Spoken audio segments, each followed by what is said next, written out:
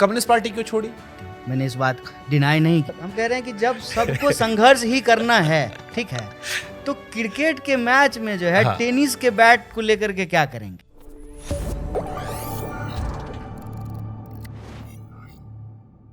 Communist party क्यों छोड़ी? क्योंकि बहुत सारे लोग अभी भी दो परसेप्शन मेजरली जो मैंने पढ़े लिखे सुने।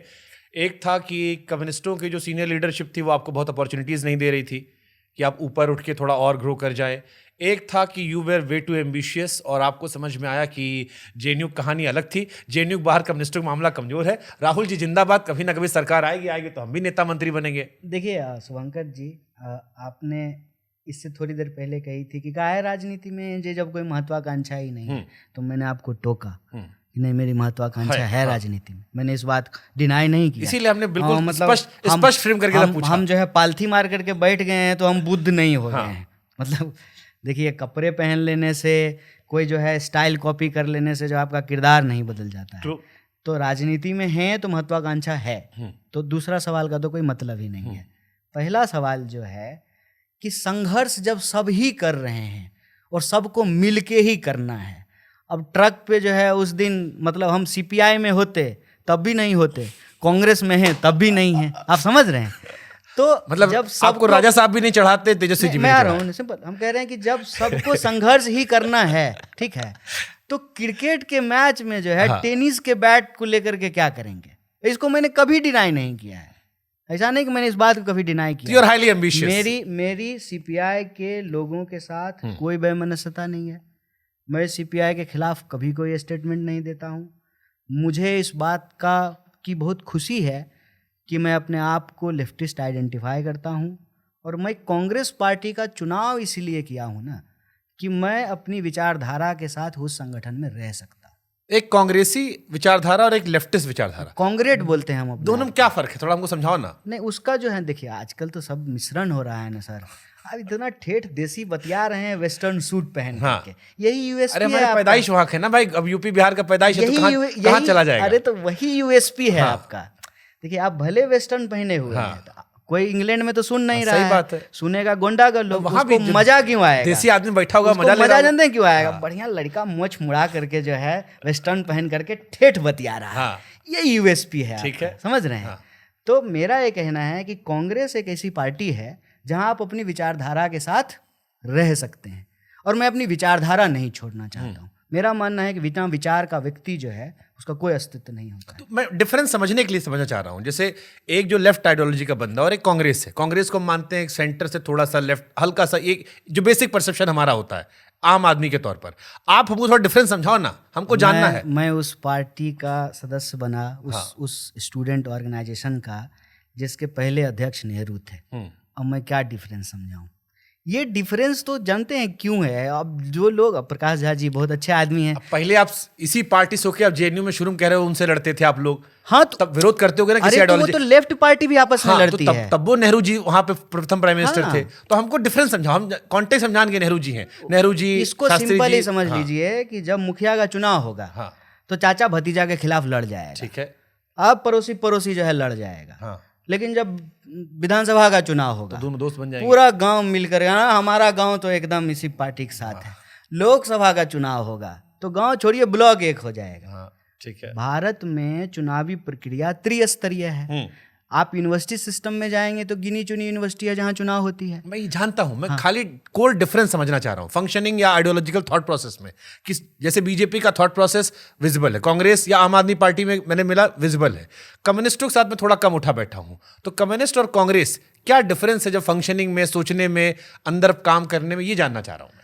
देखिए, काम करने में मैं जिस कम्युनिस्ट पार्टी में था और जहां हमारी ट्रेनिंग हुई, कोई मेजर डिफरेंस नहीं था। इसीलिए जो है ये कम्युनिस्ट पार्टी कई बार जो है कांग्रेस के साथ सरकार में रही। और आपको मालूम है कि इंद्रजीत गुप्ता जब होम मिनिस्टर बने तो कांग्रेस पार्टी उसको सपोर्ट कर रही थी।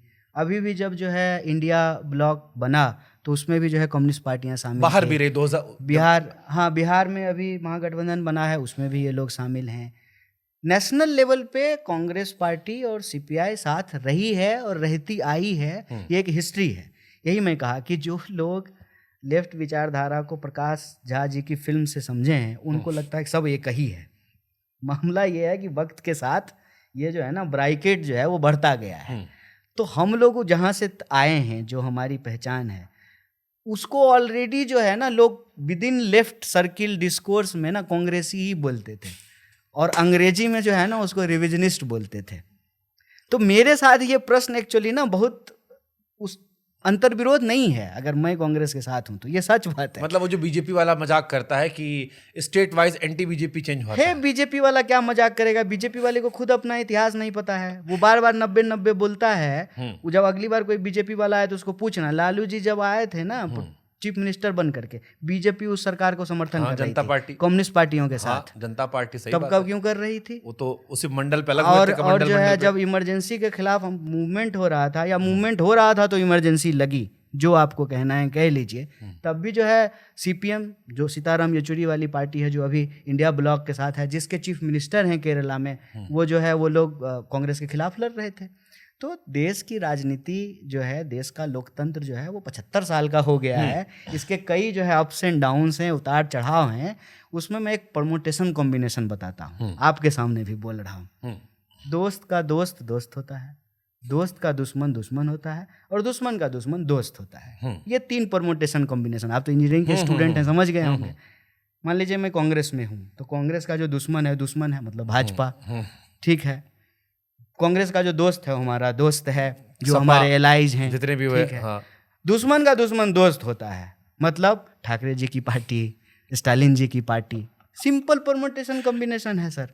तो हमारा कांग्रेस के साथ होना बहुत अचंभित बात नहीं है। मतलब आपको दिक्कत नहीं हुई एडजस्ट होने में? पहले भी नहीं थी, ये आज की बात नहीं है। वो इसलिए कि मैं अति क्रांतिकारिता, जहां हमको यहाँ भारत में बैठ करके स्टालिन को डिफेंड करना पड़े, मैं वहां नहीं था पहले भी। डी राजा साहब का एक स्टेटमेंट आया था कि कन्हैया को कम्युनिस्ट विचारधारा भरोसा नहीं था कि इसके भरोसे वो जीत सकते हैं, इसलिए वो निकल लिए। नहीं तो देखिए, अच्छा एक बात बताइए, हम आपके साथ काम करते हैं, ठीक है। अब जो है हम आपके साथ काम नहीं करते हैं, ठीक है, लेकिन हम जिसके साथ काम करते हैं आप उसी के साथ काम करते हैं। दोनों बॉस एक ही है। नहीं, बॉस तो सब, मतलब आखिर में तो ठीक है, वो तो अलग बात है। सबका बॉस आजकल ट्रम्प बना हुआ है, वो छोड़ दीजिए, मैं वहाँ उतना दूर नहीं जा रहा हूँ। देखिए, ठीक है, या तो कहिए कि कन्हैया जी हम लोग ऑर्बिट में ना फुल फ्लेज फ्री तरीके से घूमेंगे, तब तो मैं दिल्ली तक मतलब आपने कह दिया कि मैं मीडियोकर हटा दे रहा हूँ, जो आपको इससे जुड़ना है, तो मैं सीधे जाके जुड़ जाता हूँ। नहीं, मीडियोकर की बात नहीं है। मतलब मैं जहां परमिशन, मैं ये कह रहा हूँ कि तय कर लीजिए कि लक्ष्य क्या है, साध्य क्या है, ठीक है ना।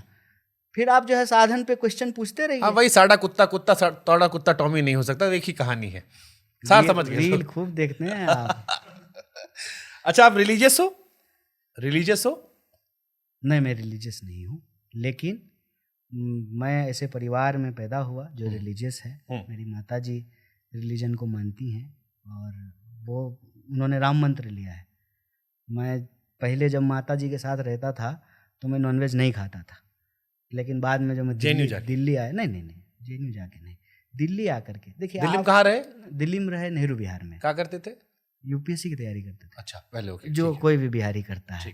तो यूपीएससी की तैयारी करते थे, सबको अधिकारी नेहरू बिहार में। एक्चुअली क्या है ना, हम सरकारी नौकरी, सर हमको चाहिए इज्जत, ठीक है ना, और हमको कुछ नहीं चाहिए, हमको चाहिए इज्जत। इज्जत कहाँ मिलेगी? इज्जत मिलेगी अधिकारी बनने में, और अधिकारी जो बन जाते हैं उनको चाहिए और इज्जत, तो वो क्या बनते हैं? नेता। इसीलिए देखिएगा कि हर कोई आपको यही करता हुआ दिखेगा। इसीलिए हमको भी लोग उसी नजरिए से देखता है, वही सवाल पूछता है, तो मैं बुरा नहीं। लेकिन आप अधिकारी नहीं बने? हाँ, नहीं हम बने। अच्छा, वो बड़ा मजेदार किस्सा है। क्या? हम जिनकी वजह से अधिकारी नहीं बने, ठीक है ना, वो हमारे जो है वकील बने। जब ये मौजूदा सरकार हमको जेल में डाल दी, तो इसीलिए हम ये परमुटेशन कॉम्बिनेशन आपको समझाए थे। समझ गए, दुश्मन का दुश्मन दोस्त। ठीक है। लेकिन कौन था ये? कपिल सिब्बल साहब जो है वो थे शिक्षा मंत्री। हम लोग हिंदी मीडियम से लोग हैं, हमारी अंग्रेजी बहुत अच्छी है, ऑक्सफोर्ड लेवल की। जब से अमित शाह जी ने कहा है ना कि अंग्रेजी बोलने में शर्म आएगी, तो मैं कहना शुरू किया मेरी अंग्रेजी बहुत अच्छी है, क्योंकि मैं जैसा का अंग्रेजी देख लिया हूँ, उससे तो अच्छी है। तो मैं हिंदी मीडियम से तैयारी करता था, हर चीज़। देखिए क्या है ना कि भाषा का सवाल यानी कि जब आप किसी चीज़ को देखते हैं ना, तो आपके दिमाग में पिक्चर बनता है, और जो भाषा है आपकी, मातृभाषा जिसको कहते हैं, गुस्सा में गाली जिस भाषा में देते हैं वही मातृभाषा है। असली औकात वही है ना। तो वो है हिंदी। फिर दिमाग ट्रांसलेट करता है, फिर अंग्रेजी बोलते हैं। तो वो मतलब AI पहले से दिमाग में था, ट्रांसलेट करके बोल। तो हिंदी के साथ बहुत कंफर्टेबल थे, हिंदी की तैयारी कर रहे थे, और हमारा ऑप्शनल जो था वो ज्योग्राफी और हिंदी लिटरेचर था। यहाँ आए, किसी किसी तरह से ट्यूशन व्यूशन पढ़ा करके MRO का नौकरी की है दिल्ली आकर के। रेंट देना भी एक सवाल है। तो कर करा करके एग्जाम देने का टाइम आया तो सरकार जो है CSET ले आई। बड़ा जोर धक्का लगा, मतलब ब्रेकअप से ज़्यादा बड़ा दुख था, समझ रहे हैं। कटा भी आपका? इससे ज़्यादा और क्या कटेगा कि सपना ही कोई छीन लिया ना, जिसके ऊपर सब कुछ निर्भर है वही नहीं रहा। मतलब अच्छी नौकरी मिलेगी, अधिकारी मिलेगा, अच्छी शादी होगी, सब सारा मामला वहीं से शुरू होगा ना। फिर पासपोर्ट बनवाएंगे, अधिकारी हो जाएंगे, स्विट्जरलैंड चले ही जाएंगे। वैष्णो देवी का क्या है कि वहाँ पे तो जो है कभी पदाधिकारी लग गए, कलेक्टर हो गए वहीं के, तो जो है वैष्णो देवी का दर्शन होते रहेगा। तो एक इच्छा लेकर के आए थे, कर रहे थे, तो वो हुआ नहीं। अब लगा कि भाई ये तो बड़ा संकट है, जीवन में आगे कैसे बढ़ा जाए, क्योंकि पीछे तो जा नहीं सकते। हम लोगों को कहते हैं कि बिहार के लोगों की साइकी समझिए, जब वो ट्रेन पे चढ़ता है ना, तो आपको बिहार के बाहर के लोगों को लग रहा होगा कि ट्रेन है, इतना मारा मारी क्यों कर रहे हैं, आराम से चढ़ लें। जैसे आप बोले ना इंटरव्यू आराम से करेंगे, बिहार के लोगों को ये लगता है कि ये ट्रेन नहीं है, टाइम मशीन है, ये अगर छूट गया तो हम छूट जाएंगे। और जो वहाँ से निकल गया वो परपिचुअली इस डर में जीता है कि हमको वापस जाना पड़ेगा, और वहाँ जाएंगे तो वहाँ कुछ नहीं है, कुछ भी नहीं है। इसीलिए देखिएगा कि उसकी, वो चाहे ना चाहे, कोई नहीं चाहता है मेहनत करना, वो मेहनत करेगा, मेहनत वो करेगा, क्योंकि उसका पूरा जीवन उस पर निर्भर करता है।